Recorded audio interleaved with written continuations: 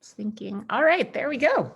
Good evening, everybody, and welcome to our Travel Skills Week, day number 2. And today we have one of my very good friends who we've never had on here before for I don't even know what reason, but one of my great friends who's a travel expert who's been in the travel industry even longer than I have, Lisa Friend. Good evening, Miss Friend. Good evening, Sarah. Thank you for reminding me I'm a little bit older than you are. And a little prettier than me. So, oh, you're a goddess. So, yes, I have been working in travel since, well, for 21 years. Oh, yeah, I guess we were hired this like just within a few months of each other. So, yeah, because I'm at 21 years too. So we're the same, more or less. We're the same. Yeah. But you're taller. I am taller, that's true, but I'm not as charming. So it's true. Thank you. Thank you. You're very kind. Appreciate it. I'm happy to be here. I am happy to have you here too, because I've been wanting to have you on and chat with you because you are spectacular and funny and we always have a good time. Just so you guys know, Lisa and we worked together at Rick Steves for many years. She's a travel consultant and a tour guide. She's an expert in family travel, but she's good at all the different things. She's done guidebook research. She's worked in all the different departments of the office. So she's got lots of experience under her belt. But what I like her best for is when we get together and we behave badly in Paris. That is an excellent, excellent time. We've been lucky enough to meet each other in Paris many times. Florence, we shared a room in Florence. We have just had some really good times on the road, and it's always nice to have somebody who understands your point of view and shares your experiences. It froze. I didn't hear any of that. I just said nice things. I don't know if the audience heard things. No, they do. I'm sure they did. Yeah, it's just my internet here is crap. So anyhow, yes, I love behaving badly with Lisa Friend. That's probably my favorite thing to do, is that we have a really good time together, and she's a very intrepid traveler. So our topic tonight we thought would be fun is to just talk a little bit about our experiences as travelers, but Lisa is a travel consultant. So can you tell us a little bit about what you do as a travel consultant? I do. I have the best job in the world, even better than guiding sometimes. So I help people plan their trips, primarily to Europe, and usually over the phone or in person. But it's wonderful. People come to me, I get to talk travel, and unlike my children, the people actually listen to what I'm saying and take it under advisement. So that makes me feel appreciated. And so I've been doing that for probably 10 years. And the most magical part of it is when you're with somebody and you really get them and you help them with all of the knowledge. You help them plan the perfect trip for them, which doesn't always mean the Eiffel Tower, Big Ben, the Colosseum. It's smaller places, and really tailoring it to what people want and how they travel. So this just is different than a travel agent, because you're not a travel agent. You don't book hotels, you don't book guides, none of that stuff. What you do is you help people decide what they should do with their time, right? I advise, and people have questions about where they should go, how long they should stay. A lot of people need help with transportation, especially West Coast people are nervous about public transportation because, as you know, here in Seattle, we don't have such great public transportation. So they want to know about rail passes. They want to know about short inter-European flights. And I do have a funny niche market. I get these parents whose kids are going to do study abroad. And so all of a sudden their kid's going to Nantes, France, and they don't know what they should do, but they know they want to visit them. And that's always fun as well. Yeah, that is fun. And so basically just tell us a little bit about the process of how somebody engages in a travel consultation. So what do you do if you say, okay, I want to do a travel consultation with you, Lisa? What's the first step? The first step is filling out the form, but just, how many people are traveling? What are the anchor, what are they stuck with? What led them to call me? Like I said, so Jerry and Sally's daughter's going to Nantes, and they know that they have about 2 weeks, and they know they definitely want to see Paris, and they have to see Nantes, but they don't know what else to do, and they don't know how to get around. So they contact me, and I ask them all of the anchor points, like what absolutely must be done, or times that must be adhered to. A lot of people go over for weddings, things like that. So they give me those parameters, give me a little bit of information about themselves. I cogitate on it. And then we have a designated time that we're meeting, like I said, either over the phone or in person. And I help them plan their trip. I come up with some options, work with them. We're massaging things as we go. I'm learning more about them during that process, because some of it's like, how active are you? Is your favorite vacation, do you need a day at the beach built in after you've been to the Louvre? Or are you go, go, go? So I find out things like that and just try and craft the perfect artisanal trip. Yeah, well, and the nice thing about it is that a lot of people don't have time to sit down and read a stack of guidebooks. They just don't. And so if you've never been to Spain and you have no idea what to do, you've got 5 days, you just bought that $300 plane ticket to Portugal like I did, and you're just like, I don't know what to do. I don't have time. Like, I don't have time to sit down and read all the guidebooks. So hiring somebody who's a consultant who charges you $100, it's like less than a couple $100 for you to actually have somebody give you exactly what you should do tailored to your interests. It's just a good investment in time. So I know that you do a good job. People get overwhelmed easily. Now with the internet, so much information out there, and they don't know how to choose. They don't know who to believe. So they come to me, so already they're investing some credibility in me, which they should, because I'm really smart. And so a lot of them just get really overwhelmed. And even if they have a great guidebook, the guidebook is 500 pages and they need some direction. Yeah, so it's a really good way to go about things. And one of the main questions I get when I've done travel consultations, of course, are the nuts and bolts, like, tell me about restaurants, tell me about hotels. And both of us having worked on guidebooks and me writing the guidebooks, we have our process, of course, for finding hotels that work for what we're looking for. But that's another thing that people get overwhelmed. Like, Paris is a good example. There's a million hotels in Paris. There's all these different districts. Like, how would you even begin to choose? So what are your sort of key points when you're starting to look, like, you've never been to a city? Let's think of a city you've never been to, and you're trying to figure, where you've been everywhere. Singapore, sure. Okay, good. So you're going to go to Singapore, and you're going to Taipei. You've never been to Taipei, I'm pretty sure. So no. You're going to Taipei. How are you going to find yourself a hotel? You have no information about it at all. How do you, the travel consultant, go about thinking about the hotel? I still believe a lot in paper guidebooks, even with some of the scandals at Lonely Planet. I would start with that because I want a voice that I trust somewhat.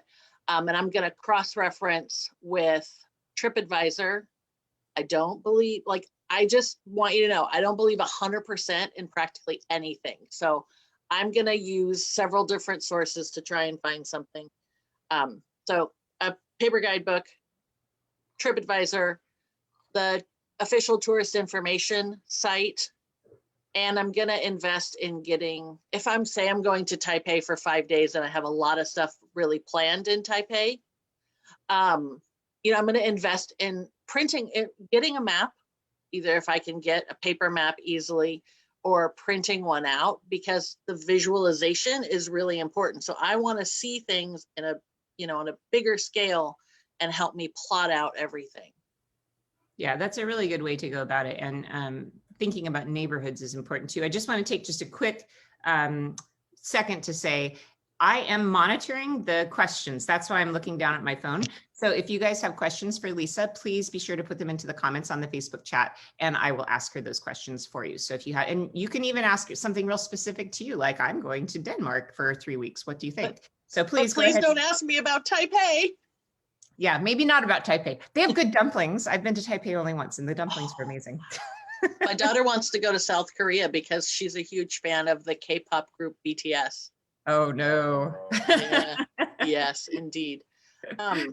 So one of the ways that I kind of look when I'm starting that, if I don't know a place, the first thing I like to do is figure out about neighborhoods. And I think you're right. The guidebooks are a good way to start to isolate that, looking at, bloggers, if there are any bloggers who cover your destination, because the neighborhood, I think, really will determine your experience. And my experience on that, just as a little anecdote, the first time I went to Paris, when I was 11 years old, my dad got us a hotel at Pigalle.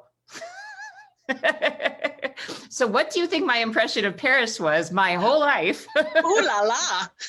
Yeah, I mean, that's the red light district. So of course, that's my impression of Paris is it's a sleazy red light district. So when I went back, when I started doing tours, I was like, oh, Paris is kind of nice, actually. I hated it because I thought it was like that everywhere, right? So where you choose what neighborhood you're in almost is as important as the hotel, right? Oh, absolutely.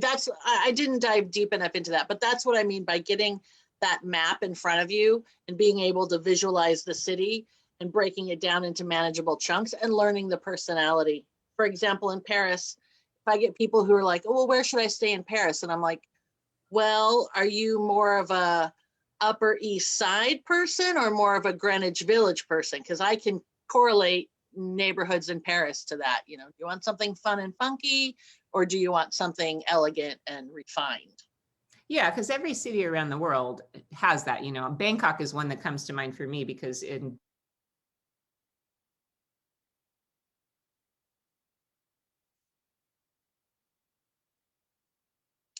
So you're frozen. So I don't know if I should talk. So I'm just going to vamp a little bit. I do want people to know that I get paid by the question. So if the questions are coming in the comments, that's good for me. You're back. paid in what? Paid in gin. Oh, that would be excellent. Yes. By the way, I'm vaccinated, girlfriend, and there's a bottle of gin that I'm waiting to share with you. So, we're Okay, gonna have to have a girls' night one day soon. let's do that. Because Okay. I'm vaxxed. My daughter got her first shot today. She's 12. Awesome. Nico got his on Saturday. I mean, things are just really changing. So that's really great. So a question that we got here is, how would I find a nice home villa to stay at in France, the wine area, for a week or two? Two couples traveling would like to be centrally located. So there's a problem with that question straight up, which is the wine area of France. Except for Normandy, it's all the wine area. But I do have a quick answer for that, because there are a couple of guys based out of Seattle that own a company called rentavilla.com. So they're very reputable, ethical, good people, and they have a lot of good properties. I don't know, 2 people need a villa? That seems a little bit. Oh, they said 2 couples. Oh, 2 couples. Okay, that's better. I'm like, 2 people. The other word that they would want to look for in France is gîte, Gite, because gîte is like a farmhouse that you can stay at. So if they don't want like a villa, maybe they want a gîte. Yeah, that would not be bad. Oh, by the way, William Rosenden says that he's coming over for a GNT. So I think we've got a date. Okay, it's a party. It's a party. So another question, suggestions for a hotel in Reykjavik. How would you look in Reykjavik? Do you know Reykjavik very well? I know a little bit about Reykjavik. I have swum in the Blue Lagoon. I really wanted to get one of those floating massages, but I didn't book it early enough. So Reykjavik has a specific problem or challenge to itself. There are not a lot of like small independent hotels. They're more like, not like bigger chain hotels. And then there are hostels, and there are a lot of people who rent things out in their house. So Airbnb is not my first choice in every situation, but Airbnb in Reykjavik makes a lot of sense. Ah, okay. When I was looking in Reykjavik, because I'm going in the fall, I was looking for a place to stay, and I'm turned off immediately by big chain hotels, even if they have their place, and sometimes they're nice and central. There are outliers. Like, you really have to comb through booking.com or hotels.com or whatever and look for those little ones that look like little house, so that's what appeals to me. And the interesting thing about Reykjavik is the prices are wildly different. Like, you can pay 300 euros a night for a Sheraton type hotel, or you can pay 50 euros a night for a funky little wooden building that has a B&B in it, right? And the prices are so high in Reykjavik, I might be inclined to look at hostels. I won't share a room with strangers. I'm old enough and wealthy enough to not have to do that. So I do have the money to spring for $40 or $50 a night for a private room in a hostel. And I'll still do that. And I think it's a good idea for people who want to save money, because Reykjavik is expensive. It is. And that's something else to think about when you're planning where you're going to stay, is how much should you spend? And I guess from my point of view, I look at it overall holistically. If I'm going someplace that's known for really awesome food, I'm going to pay for a cheap hotel and spend my money on food. If I'm going to somewhere where the food is not well known to be great, like, I don't know, London maybe isn't a good example. Who are you going to offend? Be careful. Who am I What are gonna you going to offend? say? Yeah, I was gonna say, I mean, I'm thinking of my childhood going to England, spending summer in England with my relatives there, and the food was terrible. The food's actually really good in England now, but yeah, I mean, there are places that the food is going to be maybe not what you're going to spend your money on, and so maybe you splash out. But then again, my theory is always in the span of a trip. Let's say you have 3 different hotels you're picking, and you're going to be somewhere for 10 days. So you're kind of breaking it up 3, 3, 3. Is that one of those 3 should be a splash out, don't you think? Yeah, I would. I think maybe a splash, because it doesn't necessarily have to be expensive, but it should be memorable. But I know what you're talking about. I did that in Scotland about two or three summers ago. I actually stayed on the island of Skye, and I stayed in a B&B, a true B&B, where the bathroom was not only down the hall, it was downstairs. But I went and ate at the Michelin-starred restaurant. So I spent $200 on a meal and $60 on a room. And that was a wise choice. Yeah, I would agree with that. Yeah, so it's kind of nice to just balance what you're doing. Like when I was with the kids traveling around Italy last year, we tried to stay in really cheap places in southern Italy because there are cheap places. So we stayed in a hotel that had no windows. Our room had no windows, and it was terrible. I mean, but it was just for one night. But the reason I did that is that we then rented a villa in the south of France with a pool, and it was like, okay, so we've got 5 weeks. I can't spend all my money one place, so let's do the one really flashy thing. So our flashy thing was to rent this big French house with a pool, and everything else had to be economical leading up to it, right? That makes total sense to me. Yep. Yeah. So I will go back though to one thing, because a lot of people, of course, when they're looking for hotels, are going to be going to different websites to try and see what reviews are out there. I'm going to disagree with you about TripAdvisor, and here's why. In my years guidebook researching, I saw a town turn against each other because they were so obsessed with their TripAdvisor rankings that they ended up hating each other. Like people who were friends 2 years before when I'd gone, it was in Stratford. Well, the first time I'd gone, everybody was friends. Oh, go talk to my friend who owns the hotel down the road. Next time I went back, they all hated each other. They were all fighting over TripAdvisor. And in Rome a few years ago, there were hotel owners who were posting negative reviews of their competitors. So that stuff happens, but hotels.com, booking.com, they only send out the review to somebody who stayed there. So that's my strategy, is I tend to look more at like booking.com or hotels.com and just see. Although, as you know well, people who post reviews are usually people who have a bee in their bonnet, right? I try and post positive responses whenever I can, because there is so much negativity out there. And if, people are often disappointed because they didn't set their expectations correctly. They wanted a luxurious hotel, but they only wanted to pay $80 a night. So you have to take that. I'm neutral on TripAdvisor. I will use it sometimes, but I don't necessarily trust it 100%. And now you're just reinforcing that. For rewards, hotels.com has my heart, because I learned about it from a flight attendant several years ago now. And for every 10th night that you stay, that you book through them, you get 1 night free.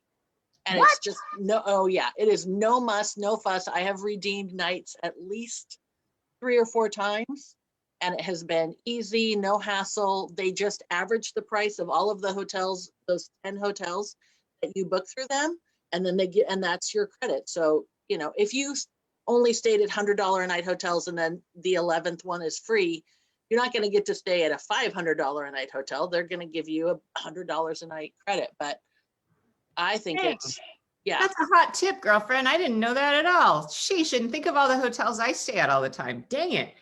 I know Expedia has a nice program that, it's not nearly as generous, but Expedia, if you book through them, you accumulate points and then you can deduct $15 or something off of a hotel room, or however much you've accumulated. But geez, a whole night? Don't get me started, because then, and I don't know if I know for sure that the hotels.com thing I just told you is true. 2 years ago, I got a Capital One Visa, the venture card, and it actually gave me like 10 times the points on anything I booked through hotels.com. So it was like, oh, and I already liked hotels.com. So I was like, oh. Dang, now that is a hot tip also. Yeah, and I will bet you I have the Bank of America travel rewards card. I bet, and also the Delta card. I bet that they do stuff with them. I should look. I know you love your Sky Miles. I do. I heart Delta. Delta and me are buds. Like I will always love them forever and ever. So, but there are your point is correct though, is good about credit cards, because I know that we haven't been traveling, none of us lately, but it is smart to have at least one credit card in your wallet.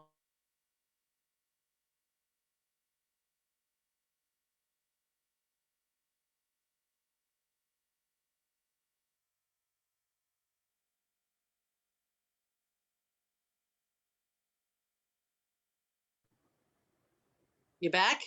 I am. What did you say? At least one credit card in your wallet? Just, it's good to have at least one credit card in your wallet that that has a travel component to it. So that, like the one that I have, the Bank of America one, it gives you, if you buy travel related things, they give you a bigger rebate, and then you can apply that money towards, like if I had a hotel and I've accumulated $50, I can deduct that from my bill. But the Sky Miles, the Delta American Express, is great because it just accumulates miles, and it also helps me level up on the tiers, you know. So that's the one I prefer. Is there one that you prefer? I don't do anything that's travel related that is airline specific. If I were going to, I would do it with Delta like you do, because Delta is also my favorite airline. I had an Alaska card for a while, and that was okay. It got me free checked baggage, but you know, I didn't want to pay for that. So Capital One has a wonderful like purchase eraser. So if I had 180,000 points and I bought something that cost $1,800, I would just go and it would just disappear from my bill. Yeah, that's the same as the Bank of America one that I have. So somebody's asking, a question is, can you talk about credit cards that do not charge an international transaction fee? That's almost all of them now, I think. Yeah. Yeah. I use a credit union for my cash banking, and they don't charge me any fees. Yeah, I go through I use my BECU account. BECU, yep. BECU. I'm all over BECU. This is a Northwest thing, Boeing Employees Credit Union. We all have accounts there, but they have a really generous policy on withdrawing from banks abroad. So I use them always. And I have my business credit card is through them too, because they don't have any international transaction fees. But I'm pretty sure any of the travel credit cards have that. The only thing you have to kind of keep in mind is that what the exchange rate is, that's kind of up to them, isn't it? Well, it should go off the published rate, especially because we're talking about credit unions and they're not for profit. What you do want to tell your readers about, I know that we're talking about all kinds of things, but dynamic currency conversion is the awfulest, crappiest, sneakiest thing that these companies do. And I don't mean BECU. So dynamic currency conversion is when you go to that restaurant in Switzerland and they bring Switzerland. It's always Switzerland, by the way. I had it happen at an eyeglass shop in Florence once. Oh, okay. Well, anyway, sorry, I didn't interrupt you. Explain what it is. So, dynamic currency conversion, they bring the credit card to your table and you put in your credit card and it says, would you like to pay in francs or dollars? And you're like, well, I would like to pay in dollars, of course, because that's my currency. But then you are allowing the company that owns that credit card box, you're allowing them to do the conversion for you, and they're going to give you a crappy rate. So you always want to choose the local currency. I have seen that now at ATMs. I saw it at the ATM by the Pantheon in Rome. They asked me, and that really freaked me out because I'm like, I need my money. I want my money. And so I had to, would you like to continue with this transaction? Like, so always the local currency. Yeah, so that's a hot tip right there. You are full of hot tips. We should have just called this Hot Tips with Lisa Friend. This is going to be our new travel segment. Once a month, we're going to have Hot Tips with Lisa Friend. I'm in. Yeah. So I mean, that's a really good tip because that's something that you and I know because we're international tour guides. And yeah, when somebody says dynamic currency conversion, we're like, no. But yeah, now everybody else knows, which is really, really good. So I'm just looking quickly at some of the questions. Somebody's asking, what is your favorite area to stay in Venice? I know mine. What is yours? So I would say if I were traveling with my family, I would definitely want to stay near Campo San Polo because that's the most family friendly square in Venice. I like over by the Academia. It's a further walk. Dorsaduro is nice, but that's like the high rent district too. So if you got a little extra money, Dorsaduro is pretty nice. Casa San Travaso and the Casa di Sara are still budget friendly. They're not budget, but they're budget friendly. I remember. Casa di Sara is really cute. Yeah, there's some really cute things in Dorsaduro that are somewhat affordable. I would say my tip is that I really prefer Canereggio because it is kind of the low rent district. It's a little more funky, but it's also very residential. People still live there. There's children running around the street. And I am going to just give you my favorite hotel in all of Venice, and I'm going to say this once, and I'm never going to say it again because I don't really want everybody in the world saying it. My favorite hotel in all of Venice is Ponte Chiodo. It's run by the nicest gentleman who I adore. It's super inexpensive. I know. It's super inexpensive. It's like a little house and all of the guests get to know each other and hang out and have coffee and sit. They have a garden. You sit in the garden. It's on a little canal. The rooms are tiny and they're very basic, but I've stayed there for 50 or 60 euros a night, even in high season. So that's my hot tip for Venice is that I'm never going to repeat that again. So I hope I got it. I'm good. All right. Favorite area to stay in Florence? That's the next question. Ooh, don't you go first? I bet you have an easier answer. I'm like, I gotta weigh everything and I don't really. I have gotten used to staying near San Nicolo just because that's where I've stayed a lot, and I kind of like the wild kind of nightlife of the youth over there. I'm kind of overstaying near the Central Market. It's just a little seedy in the evenings and I don't dig it. Oltrarno around Santo Spirito is also a little, but there's also over by Ponte Carrara. I can't even say it right. Ponte Carrara, just on the south side of the river. That's a little bit nicer than Santo Spirito. Okay. I also like very much Sant'Ambrogio. That's a really fun local area. They've got a nice market there. There's not a lot of hotels down there, so you'd probably be looking more at like a apartment rental. But most of the hotels that I'm thinking of course, I love where the Torre Guelpha is. That whole neighborhood is nice, isn't it? Yes. Yeah. I love the Torre Guelpha. I love all those little alleys, even if they smell like pee-pee. They do. They smell like sewage, but it always smells like sewage because it's like, 10,000-year-old plumbing and you just live with it. But that's a great neighborhood too, I think. So so we're agreed on that. I think that makes sense. Favorite places in Rome and Naples. People want Italy information. Where's your favorite district in Rome to stay? Monti yes. For sure. Monti, Monti. 100% agree. I would say that would be my first pick.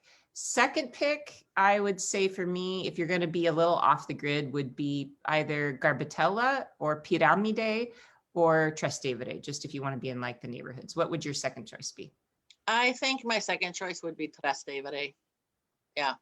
Yeah. And then Naples is tough. Naples is all you, sister, because where should I sleep in Naples? Sorrento. That's where you should sleep, not Naples. I knew you'd say that. We need Alfredo here because Alfredo is much better at talking about Naples than I am. It's taken me years to get Naples into my soul. But I would say Naples, I would try to stay more down towards the waterfront and the Galleria. Down in the Galleria area. That area is kind of neat. And I think I'd probably be there just because I think that's fun to walk around there. So that would probably be my pick. And here's one that I'm going to fire back at you because this is more your area of expertise. London. Tell me about your favorite area in London. I miss it so much. I know, me too. I miss it too. I have slept all over London, and honestly, I've really enjoyed. That sounded bad. My husband's not home. No, so I honestly, I don't think I've stayed anywhere that I didn't like. It kind of depends on who's asking. Like for anything a little bit more trendy, I'm going to go Hoxton, Shoreditch. If you're younger, you want more nightlife, there's a lot of great clubs over there. You know where we stay on Cromwell Road? Yeah. I've stayed there now in different places, not just the tour hotel, but I've stayed in that neighborhood probably 6 times now. And it's convenient, elegant, but it's not snooty. That is probably so right around the, what's the name of the tube stop? There's South Kensington, and that's one, and the other one Yeah, is the next one. Gloucester Road. Gloucester Road. Yes, that neighborhood I like very much. Cromwell Road is great, and there's lots of hotels to choose from. We heart the Radisson big fat time because they are set. The staff there is, mwah, they're so great. It's the Radisson. Edwardian. It's the Edwardian. Edwardian Radisson Vanderbilt. Yeah, and the thing is that it looks really Tony and it is really fancy. The rooms are really nice, and it looks like it's too expensive, but actually I've gotten really good deals there just by when I've stayed there on my own, just by kind of like doing the check every website kind of thing and going directly to the Radisson website. And a lot of they partner with a lot of like airlines and stuff. I think you might be able to use miles to stay there, don't you think? I think so. So the Edwardian group, so Radisson is this big umbrella. The Edwardian group has, I think, about 8 properties in London, and the Gloucester Road Vanderbilt one that we're talking about is one of the more affordable. But if you really had a special occasion, some of their other locations by Green Park, Mayfair are very elegant. Green Park and Mayfair. Why are we hanging out with the Queen? Is that what's going on? I just know from stopping by there, not having ever stayed there. But if you want to splash out that in London, that would be great. But I've even, a tip I would like to share with you, hot or not, is if you're going in the summer, the University of Westminster and the London School of Economics rent out their dorm rooms. And I've done that 3 times now. And it's just, as you would expect, it's a dorm. You may or may not have your own bathroom, but it is very affordable, safe, comfortable, and great locations. So let's just talk for a minute then about like super budget accommodations, because I know a lot of my viewers have, the resources to be able to afford the Radisson, but I think that it's also important for us to always think about what are good budget options. And you and I travel a lot as single women. And so, you might think, oh, staying in a dorm or staying in a hostel, especially because we're not 20, might be a little weird. But what I find is that hostels are an interesting option because you can get private rooms for a single. Yep. And you get a community, which is kind of cool too. Have you stayed at hostels at all in the last 10 years? Oh, well, but why, yes, I have.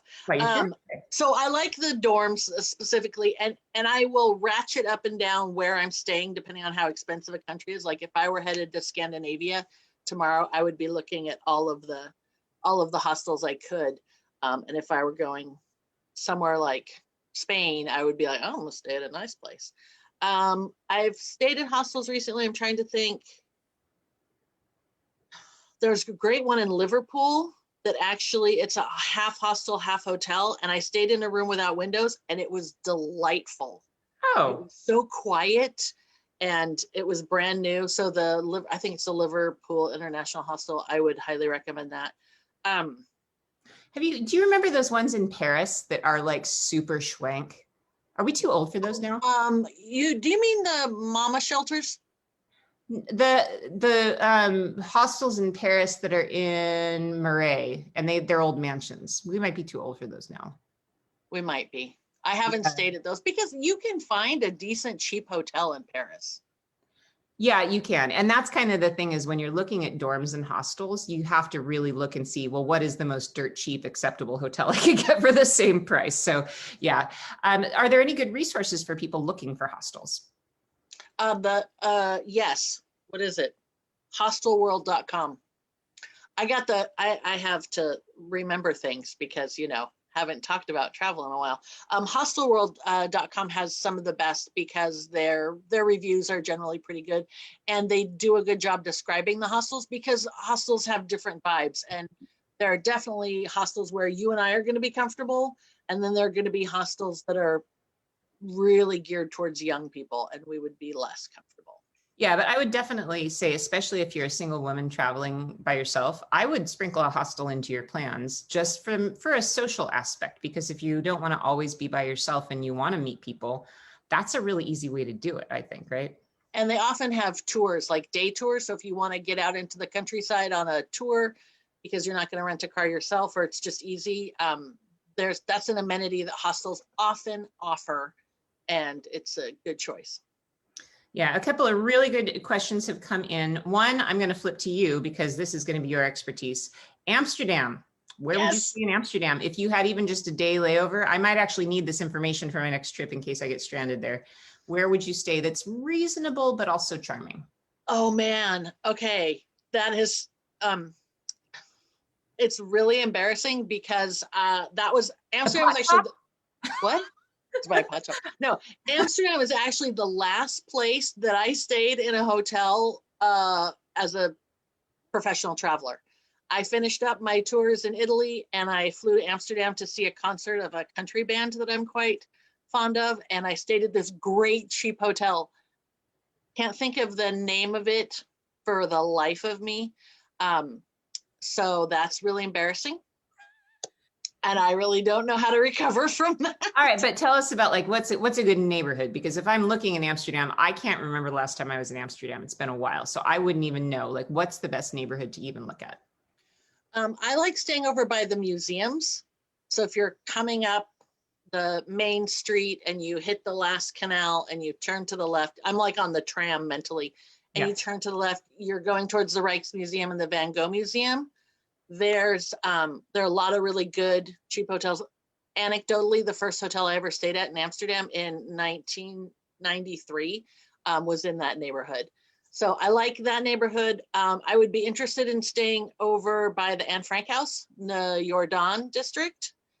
And I will find the name of this hotel and I will text you or email, and you can put it in the Sure. It'll be in the comments. comments. We'll post it in the comments later after this video is done. You guys keep the questions coming. I can just see them pouring in. We've got such a big audience tonight, Lisa. This is really fun. Lots of people interested in hotels. One other comment that came up earlier that I just wanted to circle back to was booking.com. The reason I don't use hotels.com, I use booking.com, especially right now, is they have a very generous cancellation policy. So I just booked Airbnb, or not Airbnb. I was going to book an Airbnb, Yeah. but I found I don't like Airbnb, number one. And number two, I found the same apartment on booking.com. If I had booked an Airbnb, they wanted half the money today for Yes. a stay in September. Yes. On the other hand, booking.com was slightly more expensive. It was maybe for a four-day stay, it was like $50 more. But for that extra $10 $7 a night. Yeah. So for that extra amount of money, I can cancel even 3 days before I arrive, which in our very weird times, that right there is so worth it to me. So that's why I typically prefer that. Does hotels.com have that? I don't know that they have the same policy, do they? I think that they have a pretty generous cancellation policy. You know, travel is so up in the air right now that a lot of, the airlines are waiving change fees, et cetera. So I think that hotels.com has a better cancellation policy than they used to.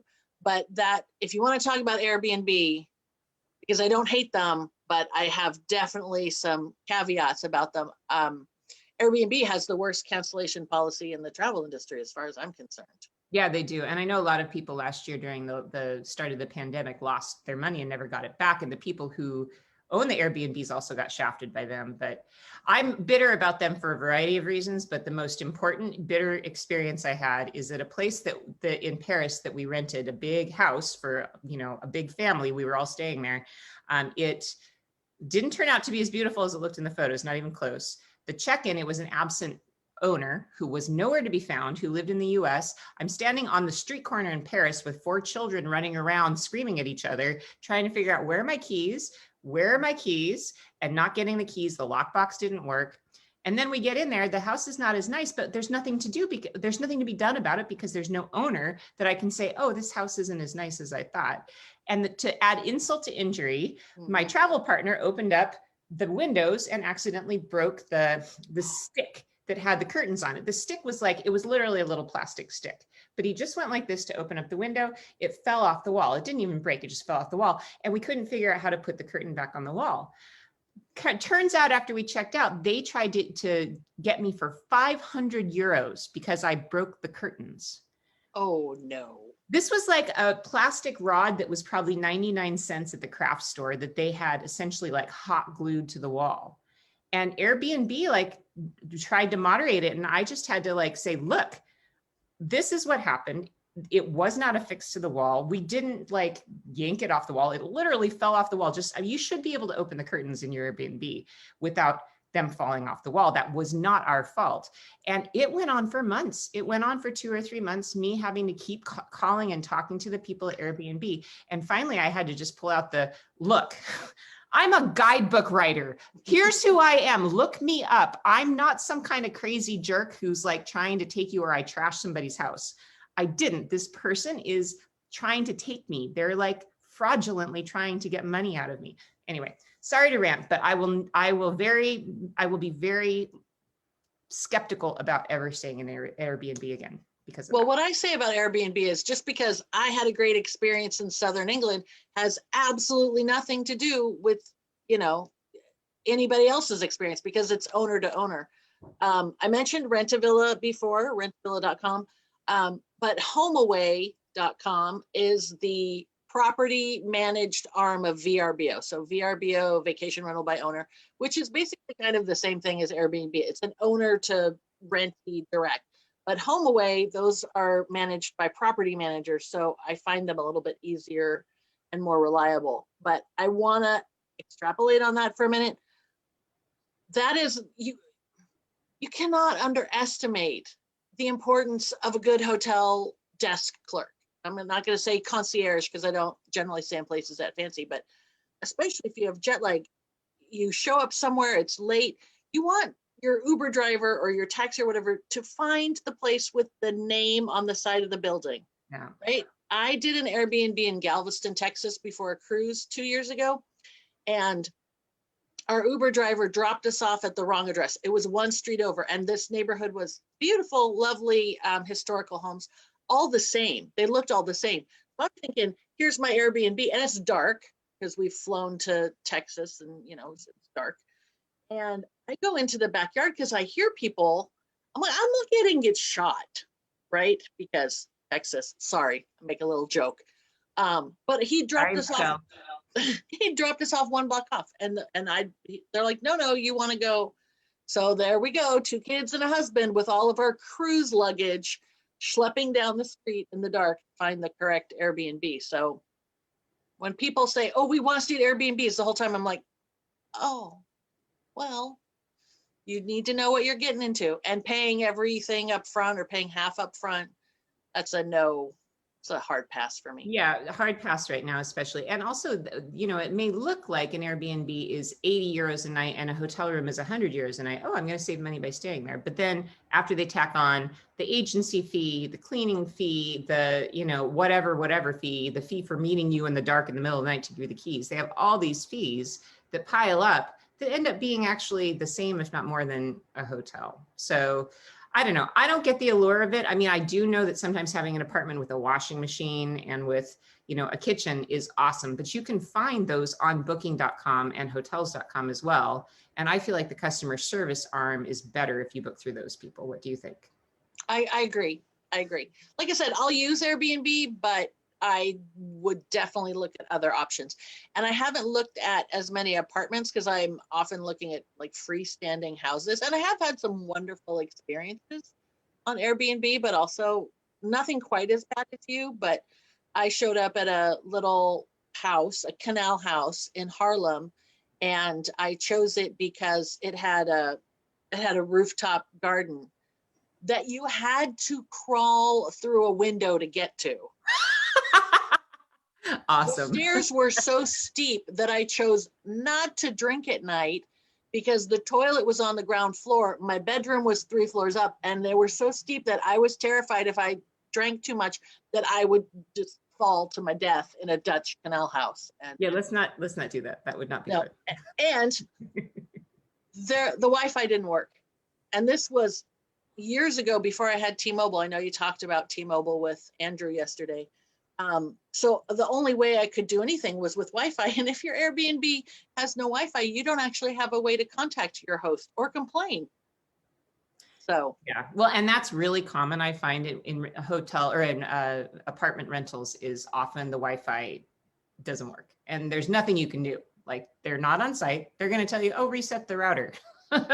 But in a hotel, at least you have people to talk to. So I think that they all have their own pluses and minuses. I mean, big families, when I was traveling with 6 people, yeah, an Airbnb really makes more sense than a hotel because otherwise it's 2 hotel rooms. But you're right, when you arrive someplace, it's so nice to have a concierge, a person to talk to. So we have a lot of questions. I hope you don't mind. Can you stick around a little bit after the hour? I'm having so much fun. Oh, good. All right. So yes, we have too many questions just to stick to an hour today. So those of you watching, I'm going to try to get to every question because Lisa is a wealth of knowledge. A really great question. I have read about stays at monasteries in Rome. What are your thoughts and experiences? Have you done that? Have you stayed at a monastery? No, and I'll tell you why. Okay. Curfews. Curfews. Thank you. Yes. Yeah, I am a night owl, and you want me in bed? You want me in by 11? No, I'm sorry, I can't do it. You know how many times have we met up in Rome for a drink after something? Like, no, I'm not going to bed until at least midnight. So, yeah, curfews, and the ones that I know are not necessarily cheaper. And for me, that would be the main draw. So, no, if you were looking for a particular experience, maybe that would be interesting. Right now, I would kill to go to a monastery and be alone in a room with no stimuli because I'm tired of the COVID and I'm tired of living in the house with the other people and the dogs. But no, I have not done that. And that's why curfews and doesn't save me any money. Yeah, well, and you're exactly right. I mean, Lisa and I wouldn't say we're necessarily partiers, but I wouldn't say we're not partiers. So it's one of those things that like, you don't know if you might want to stay out late. And that's the same reason that I've never booked. I have, as a guidebook researcher, gone to all of them in Italy, I think.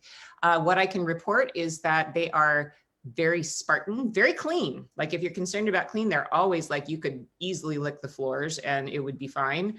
But very, very basic furniture and no decoration. There are usually nuns at the desk, when you check in, and they're not always customer service oriented. So, and they're not really concerned about the quality of the towels in the bathrooms. So I would personally suggest in the cities, I wouldn't do that just for the curfew reason. In the countryside, there is one I can remember that I thought was amazing, and it was in Assisi. And the reason I thought that was cool was that Assisi has the whole, religious vibe and spiritual vibe, and it's dead after 9 o'clock anyway. I mean, even Lisa and I couldn't raise hell in Assisi after 9, and that's saying something. So I would say if you're in a small podunk kind of town, middle of nowhere in France or Italy or something, yeah, that's cool. But you're right. Your point is correct. They're not cheap. No, and that's why I would stay. But also, we're not huge partiers. 11 o'clock at night in Rome is 9:15 in the States, right? At 11 o'clock in Rome, people are still out. They're walking, stores are open, restaurants are open, things are happening. So it's not, so people ask me about I very safety. much believe what you are saying. You it's know. the cities, it isn't us. So I tell people, like, I would walk down the street in Rome as a single woman by myself at midnight without a second thought. Me too. I wouldn't necessarily walk down the street in London at midnight. It's different, having all of those people out makes everything, of course, lively, but it makes everything feel safer. So yeah 11 o'clock, 9:15 anywhere else. Yeah. Okay, great. I'm just going to keep scrolling through questions here. So you guys keep asking your questions. Favorite hotel in the Marais? The Castex. That's yeah. That's from a different time. No, I mean, they have worked hard to keep up. I would say the Castex. We have a sentimental attachment to them though, because we've been staying there for a bazillion years. On the edge of the Marais is the Hotel Bretonnerie, Bretonnerie. And it's on the edge. It's on the western edge of the Marais, pretty close to the Hotel de Ville. So it's a livelier. It's not quite as quiet as the Marais proper, but that is a fantastic hotel. 16th century building, doesn't have AC, so you want to keep that in mind. I stayed there once during a heat wave, but it does have really thick walls, so it's not too bad. Bretonnerie, 3-star hotel, 2-star prices, caring management, great breakfast. Cool. I very much love the area around Place de Vosges, but that's a little fancy pants, but I think that's lovely. I want to give, I don't know if it's still there, but the best super cheap hotel I've ever stayed at in Paris was Hotel Port Royal, which is in like the 13th or something. It's in some weird district that like nobody goes to, but they still, even the last time I stayed there, which was maybe 6 or 7 years ago, they still had shared bathrooms, which I know a lot of people are like, well, heck no, I'm out. But if you stay in shared bathroom hotels, it's like half the price. So if you're on a super budget, Paris is a great place to look for those old school hotels that don't have in-room bathrooms. So here's another question that is more directed at me. Hi, Sarah, favorite hotel around Lake Como? Actually, no, that's not just a me question. That's a you question too. What's your favorite hotel in Lake Como? Well, soft spot for Villa Cipressi, obviously. No, I was doing Italy tours a little earlier than that when we were still down with Laura. Oh my gosh, the Oliveto. Is she there? Is she still there? That is a great hotel. I don't know. If she's not there, it will be a great hotel. Oliveto. Yeah, that was not very nice. I'm not saying you're wrong, but that was not very nice. I hope she's not one of the people watching. Doubt it. The Albergo Milano. Oh, that's Albergo the one. Milano. That's the one. That is a neat place. And I've eaten there. I never got the chance to stay there, but boy, is that a neat place. I know you also love the Beretta though, sentimentally. Sentimental, yeah. That is, so the Beretta is a 2-star hotel above a cafe where the guys are still playing cards at night. But it's really a cigarette shop more than a cafe. I haven't stayed there in many years, but if I were going there, I certainly would check it out. If I were staying there and I was on a budget, I'd look up and see what the situation is like now. Yeah, I really used to like Eremo Gaudio, but Eremo Gaudio is a little bit of a pain to get to because you have to take the funicular, but it's pretty cool. I mean, you go up, it's an old hermitage. So you go all the way to the top and you have this incredible view all over the lake. So that's lovely. There's also some nice places that are more high end in Bellagio. We like the pace of Varenna because Varenna is a little bit more like chill. It's 800 people, isn't it? Something like that, but about 10,000 people when the Milanese people come up for the weekend, right? For their cycling and their weddings and things like that. Let's see, my 18-year-old niece is going to Paris. What hotel would you recommend for a teenager? What neighborhoods? Well, I think she would find like-minded travelers at the Port Royal, which you mentioned. One of my favorite hotels in Paris on the budget side is the Hotel Grand Balcon. Their website is balcons.com. And they are very close to the Luxembourg Gardens. In between the Luxembourg Gardens, the Odeon, which is kind of a nightlife area with a lot of movie theaters, and it's really close to the Sorbonne. So you have a student aspect to it. Great 2-star hotel. I would feel very safe there. Excellent. This is a really good point brought up by Kathy. What about booking directly on the hotel website versus booking.com or hotels.com because they have a surcharge? Because there is a surcharge on booking.com or hotels.com? Yeah, they charge, so hotels.com and booking.com charge the hotel. It's something huge. It's like 30% booking.com keeps. I know that Expedia, I think, is supposed to be the worst. They keep the most amount of money. So normally, I think both of us would advise, yeah, call the hotel directly, book directly, because you'll probably get a better price. Or if they can't give you a better price, you might get a better room because they're keeping more of that money. I don't know right now, though. What is your feeling if you were booking a trip for the fall? Would you want to risk it by going directly with the hotel? I would still, I mean, their cancellation policies should be very well and clearly stated on their website. So I wouldn't get into any non-refundable situations, but I would, especially the mom and pop places that we know, I would try and book with them directly so they can get all the money themselves. Yeah, I think that that's a really good idea. Like the place I just booked in Venice for my Venice tour, they're friends of ours. It's Elisabetta's husband's hotel. And I called and I booked 10 rooms for a week, and they didn't ask for a deposit. It's just sort of like, but the thing is it's going directly. So there, I got a better rate than I would have gotten otherwise. And it was also, you know, it's nice when it's, you're doing a solid for a mom and pop. And it usually comes back to you too, because they're really grateful for your business that you're doing something like that. So you'll get maybe a glass of wine or something when you check in, right? So yeah, I agree with that. That's good. Other questions? Sorry, flipping through. Don't be sorry. Hey, okay, question. Lisa, where are you from and what is your specialty? Oh, I am from the coast of Oregon, one of the more beautiful places in the world. What is my specialty? Well, Europe. Europe is my specialty. I know nothing about Taipei. I know nothing about Singapore or South America, but I know a lot about Europe. I would say slightly less on Eastern Europe and Scandinavia, more UK, Ireland, France, Italy, Germany, Switzerland, Austria, Spain, I would say. All right. And yeah, Lisa does a little bit of everything. She's a Europe expert in general. And the Netherlands. And the Netherlands, yes. You know more about the Netherlands for sure than I do. Don't forget the Netherlands. So do you have any advice about flight changing or canceling with the COVID craziness once you've actually started your trip? Honestly, I don't know if anybody has any information on that. I know that if I were booking a trip that had a transfer, that I would want a really healthy layover, like minimum 3 hours. And if we're talking about Charles de Gaulle or Heathrow, I would say minimum 4 hours. Yeah, Amsterdam's pretty good. They're usually pretty fast. But yeah, I would say, especially Charles de Gaulle, it's always a nightmare there.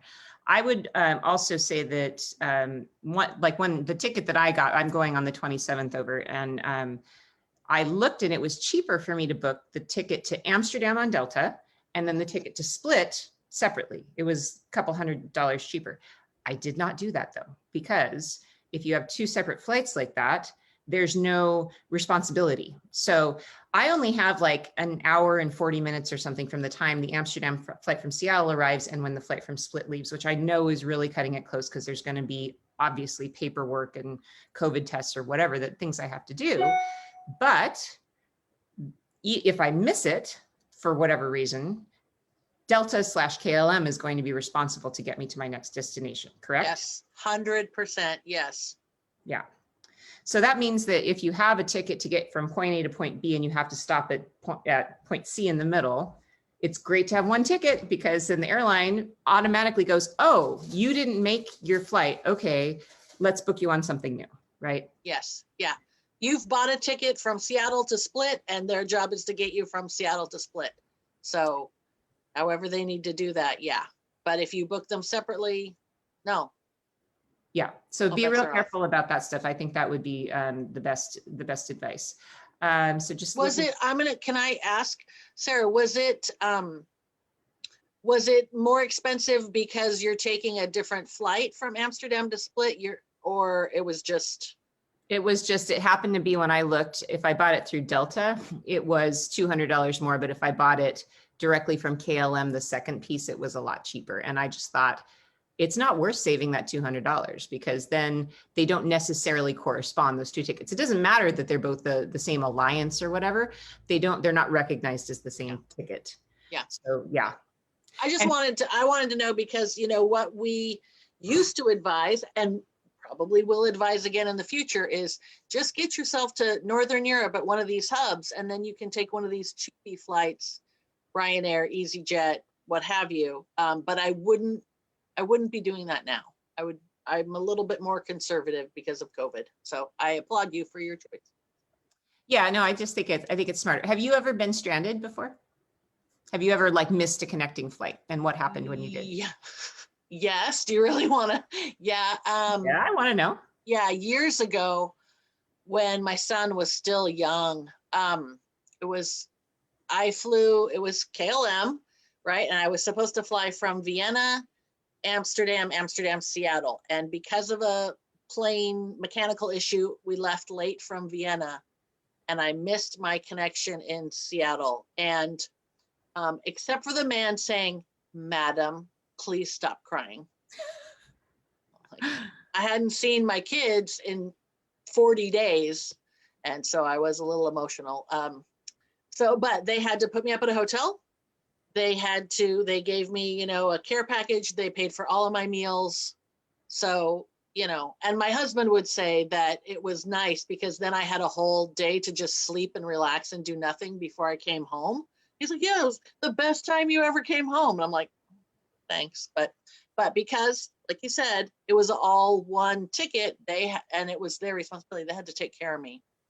Yeah, and that's the important thing to know. If you get skunked somehow, you have to you ask them for that stuff. They don't always just hand it to you, is the thing. You have to actually go sometimes and say, "Hey, look, what's going on?"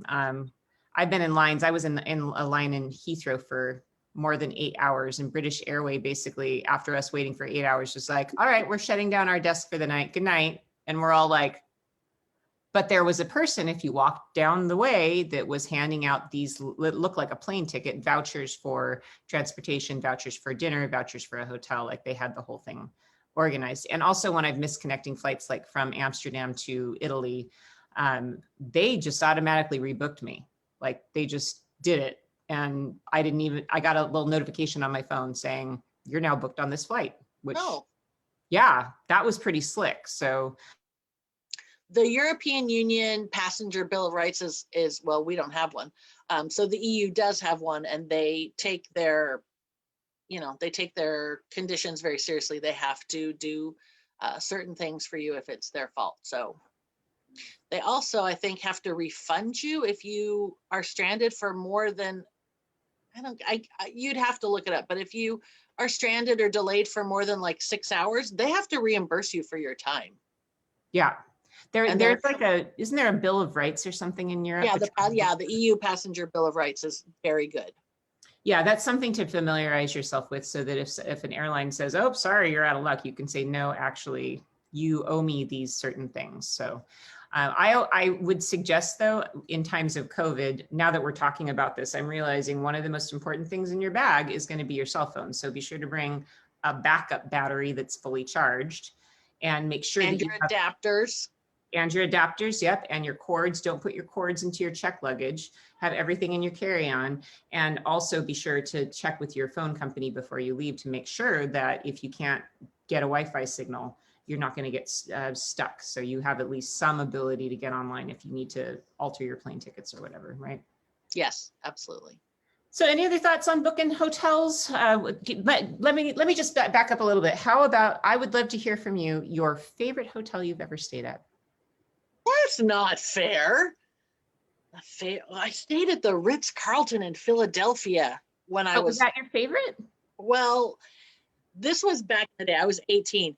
And when they did the turn down service, they came into the room, they turned down the bed, they ironed the TV guide so that it laid flat and put a bookmark and the remote control like right there. I was like, so, that will always be the standard for me.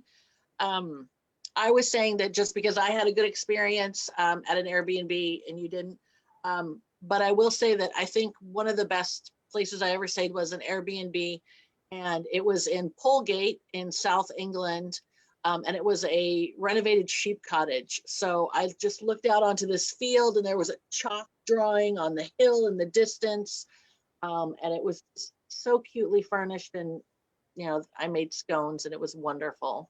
That's the one that springs to mind, but it's a little bit like, well, if you had to move to Europe, Lisa, where would you move? Like, that's a really hard question. Actually, that's not, because it's the Netherlands. Yeah, I know. I was going to say, I can answer that for you. I already know where you'd move if you had a choice. You would so move to the Netherlands. Efficient, great cheese, friendly, snarky people, and I'm already used to the weather. So, all right. So you predict, where would I move if I could move anywhere in Italy? Sicily. See, we're predictable. We've known each other too long. We're too predictable. My best hotel experience was actually here in the United States, Hotel Yountville in Napa, where when we came back in the evening, they had lit candles all throughout the room. It was stunningly fantastic. The It's like third night, though, one of the candles went all the way down and almost got the hotel room on fire. Excuse me, front desk. I think we need a fire extinguisher from what you guys set up. No. Oh my gosh. But I would say, if I think about in Europe, the coolest hotel experience I had years ago. Do you remember when we used to do, it was called Slow Dance Through France? Oh yeah. Yeah. Okay. So I assisted that just because I wanted to go on it. And there was Lucky. a hotel at the Gorge du Tarn that was a chateau. So it was a castle. Every room was like a spectacular castle room. And they gave us the entire dining room for the night, and we could have anything we wanted. And it was like the most ridiculous thing ever. Like I had filet mignon, and I had truffles, and I had the famous, in my mind, poached pear rubbed with cracked pepper, wrapped with bacon, sitting in a pool of melted gorgonzola cheese. Holy shnikey, I just about fainted. I know. Like that for me was, I think, the most memorable hotel stay that I've ever stayed at in Europe, because it was just like, it was ridiculous, but that would why be not? You know? Okay, so we already mentioned the Hotel Torre Guelpha in Florence. Yeah. And it has a medieval tower. It's called the Tower of the Guelphs. But I remember going up there the first time we stayed there, because, you know, the tours have evolved and the hotels have gotten nicer since we started. But I remember this was like a fancy hotel. Now I just think of it as a lovely, elegant hotel. But we went up, it was me and Reed and Colleen Murphy, and because we were tour guides, we took a bottle of wine and we went up to the tower after hours, and sitting there having a glass of wine in this medieval tower overlooking the rooftops of Florence, I thought, wow. Yeah, I will say I have a similar experience. I would say that my similar experience was the most memorable moment of my whole life. And I'm not going to elaborate any further on it, but I will say this, that when you are staying at a hotel, one of the things I love to look for, and this is also for Airbnbs, home rentals, or whatever, I always look for terraces. Yeah. Having an outdoor space is like my favorite. I just booked a apartment in Palermo for my Sicily tour because they didn't have enough room at the hotel. And it has this wraparound terrace that looks directly at the cathedral. And I don't even care what the apartment looks like. It's the outdoor space that I'm crazy about. I always advise people, if they're traveling in a group, to find a hotel that has a good outdoor space, because you don't want to have those, you want to have those evenings on a lovely patio or something. You don't want to have to sit in somebody's hotel room. Like if you're two couples traveling together, like check out the public spaces, because you will make use of them. Yeah. And, you know, I'm thinking about cities like Venice, where there are hotels that have either a roof terrace or they have a little garden.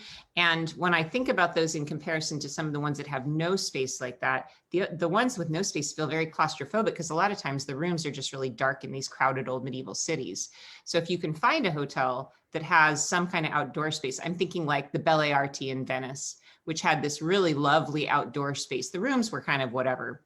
And the lady who made the coffee was really mean. Oh, I hate that hotel with a white hot passion. Oh no, why? Oh, because there were bed bugs, and they tried to convince my tour member that they were mosquitoes, and you know, they always treated They were us. both. Why not have both? Oh, that's probably true. That's probably exactly true.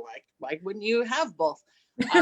Yeah, just actually in like the top 5 hotels that I would never stay at in a million years. Yeah, the Belle Arti, it's up there. I didn't know that. The Domus Cabanas is like in my top 5. I'd never stay there if you paid me. They're owned by aren't they owned by the same people? Yeah, okay, so they are. We're in agreement. It became my mission after staying there for so many years to make that lady who made the coffee smile, because she just drove me crazy. She was so mean to everybody about the coffee. But one other hotel thing just to mention is that sometimes your breakfast is not included, right? Yes. And in Europe, that can be pretty expensive, can't it? Yes, it can. And that's another reason for booking directly, because if you book directly, you can confirm if the breakfast is included or not. I mean, in Paris, a lot of hotels don't include breakfast and they're charging 14 euros for the breakfast. And that can be a good value if you're the kind of person who drinks 4 cups of coffee in the morning. But if you're the kind of person who's just like, no, I just want a croissant and 1 coffee, you could be better off getting that at the cafe down the street. Yeah, I often go for places that don't serve breakfast because I don't tend to eat much breakfast. I just do the Italian thing of having a coffee on the run, and I don't really eat much food. So it doesn't make sense for me to pay for it. So it's nice that you do get to choose. But out in the US, I think sometimes it's, included for free. And we don't realize that in Europe, sometimes it says, do you want breakfast? If you check in and you say, and they say, would you like breakfast included? You may get a 20 euro charge, right? Yeah, that's a good point. Yeah, I don't think I have much to elaborate in that, except I think that the including of breakfast in American hotels to me is something quite new. Yeah. They haven't been doing that, but now, because these mid-range chains are trying to do everything for your business, I will now not only settle for an included breakfast, but I want that manager happy hour that a lot of hotels like Staybridge Suites, which is a fantastic chain for families. They have breakfast included every morning, and then every night there's something in the lobby, around 6 p.m. and you can easily make that your dinner, and that's a good thing for families. Embassy Suites is the same way if you're traveling. This is just an interesting way to maybe wrap up is our favorite places to stay in the US. And I would say I'm looking forward to what she's going to say. I will think about what favorite places to stay is. I will say that I would always try and stay in a lodge if I were doing anything outdoorsy. I know that you've been to Wyoming and Montana, and I'm doing an RV trip there this year with my family, but we're staying one night in one of the park lodges just for that grand experience. So. Yeah. I did that recently in Yosemite too, which was, this is a really good example of when do you splash out versus when do you economize. So when I drove the kids down to my hometown, we stopped by way of Yosemite, and in Sacramento, we stayed at a place that was fairly inexpensive. I didn't stay at the Embassy Suites, even if I would have liked to, because then I put that money into staying in the park at Yosemite, where you wake up, you see the waterfall. But more than anything, with a lot of those national parks, if you don't stay in the park, to drive into the park takes forever. Yes, absolutely. And parks are going to be busier than ever this year. Yeah, they are. And that's the thing I would say, that normally I like to travel in the US kind of off the hip. It's like, oh, we'll go here. This summer, I don't care where you're going, you better have reservations. Yes, I 100% agree. And I've been finding that because I'm booking everything for my family's summer holiday, and even campgrounds and things, everything is sold out because people need to get out of their houses, and that's the most, least risk-free, the most risk-free way to go right now. But I'm so excited to hear you from Europe in 2 weeks. I want a firsthand report. Yeah. Oh, I will. Absolutely. You'll hear first for sure. Yeah. I'm going to be heading out with Andrew, who I don't think you've met before, but we're going to go to Croatia, and then we're going to go to a mystery destination, which I told you about, but I'm not going to share with the audience just yet. And just one other thought I had is that people may be wondering, how far in advance do you recommend booking hotels? So, about 3 to 6 months in advance for popular places. You can still do things on the fly, but you will give up either money or maybe your standards. Because if you're rolling into town, you're either maybe going to spend more than you wanted to get a place that's nice enough for you, or you're going to get something that's not nice enough for you. So either way, you're kind of paying for it. So I do like to have my reservations, and I would say 3 to 6 months.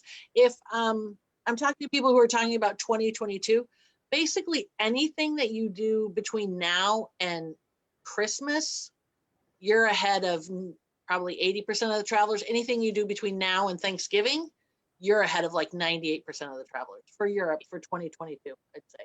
I will say, though, that I've been looking at booking my tours for next March and April, and things are getting booked up. So, because I think a lot of people are putting their money, at least for European travel, in 2022. So I would even recommend booking like as soon as you can. But your point is correct. I mean, I have many, many times had my booking.com app open while I'm walking through a city, and I'll make the reservation the day, like an hour before I get to the hotel. I've done that all over the world. You can do that all over the world.